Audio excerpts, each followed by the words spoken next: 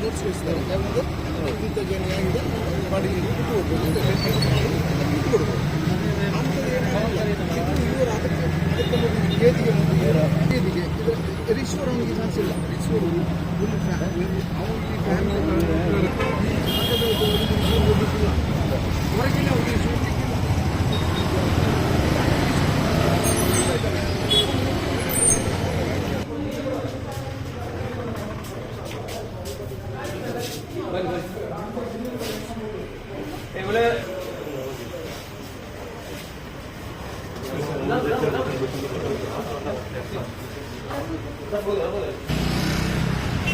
Hotel registration ಮಾಡ್ಕೊಂಡು 2 ವರ್ಷದಲ್ಲಿ ರಿನೋವ್ ಮಾಡ್ತೀವಿ.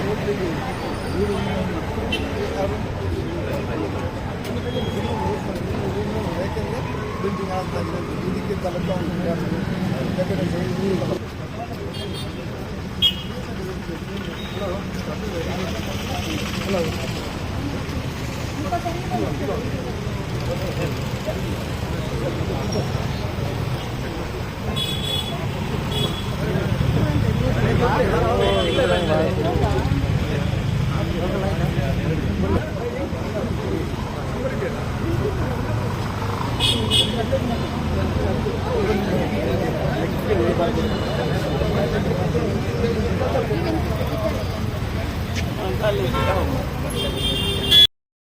ಬೆಳಿಗ್ಗೆ ಅಂತ ಹೇಳಿಲ್ಲ ಅದರಲ್ಲಿ.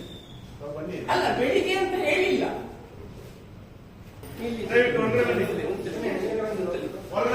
ಮುಂಜಾನೆ ಮಾತ್ರ ಉಂಟಲೆ ಅಲ್ಲೋ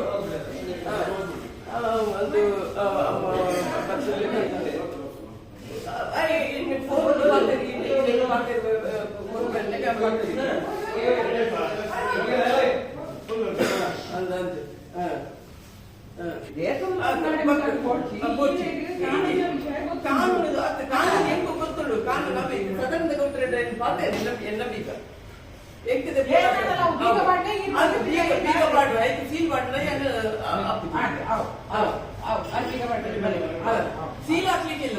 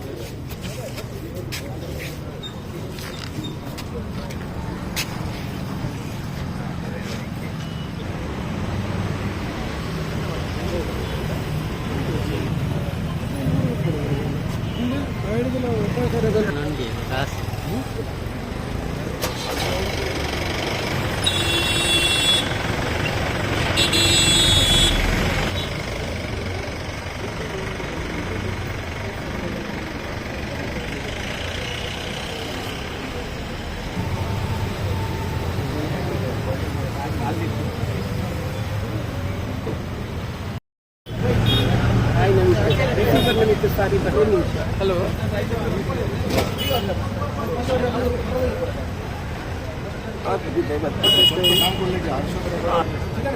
ಐಕ್ಯ ಲೇಬರ್ ಕೊಡುವ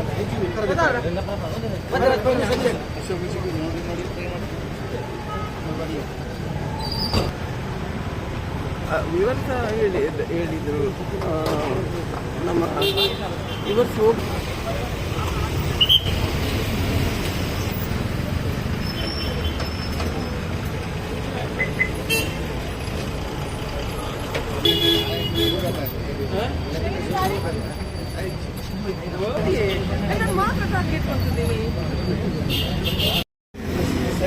ಒಂದು ಸೆಕೆಂಡ್, ಏನು ಕೋರ್ಟ್ ಆದೇಶ ಅಂದರೆ ಯಾಕೆ?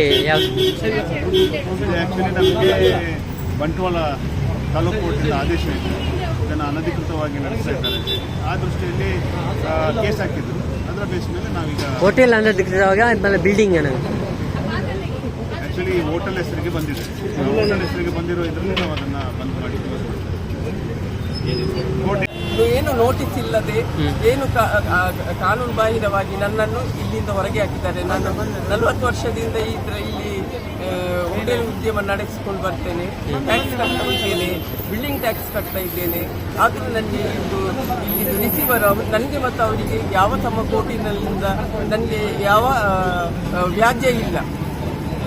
ಅವರವರ ವ್ಯಾಜ್ಯ, ಫ್ಯಾಮಿಲಿ ವ್ಯಾಜ್ಯ ಅವರ ಹತ್ರ ಉಂಟು. ಬಿಲ್ಡಿಂಗ್ ಸರಿ ಇಲ್ಲ ಅಂತ ಹೇಳಿ ನನ್ನನ್ನು ಒಬ್ಬಳನ್ನೇ ಇಲ್ಲಿಂದ ಎಬ್ಬಿಸ್ತಾ ಇದ್ದಾರೆ.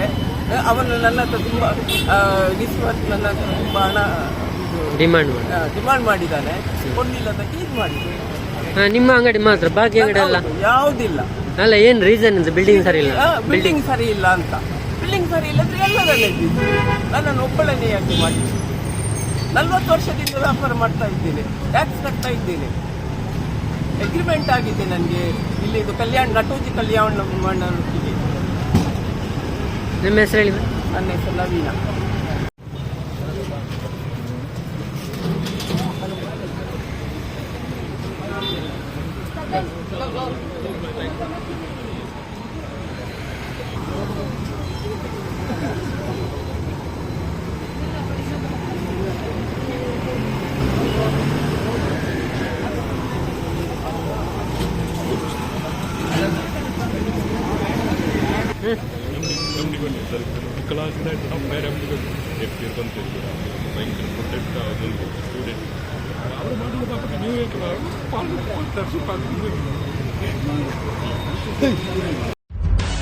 ನಿಖರ ಸುದ್ದಿ, ಸದಭಿರುಚಿಯ ಕಾರ್ಯಕ್ರಮ. ನೀವು ನೋಡ್ತಾ ಇದ್ದೀರಾ ಕಹಳೆ ನ್ಯೂಸ್, ಸಮಾಜದ ಜಾಗೃತಿಗಾಗಿ ವಸ್ತುನಿಷ್ಠ ವರದಿ.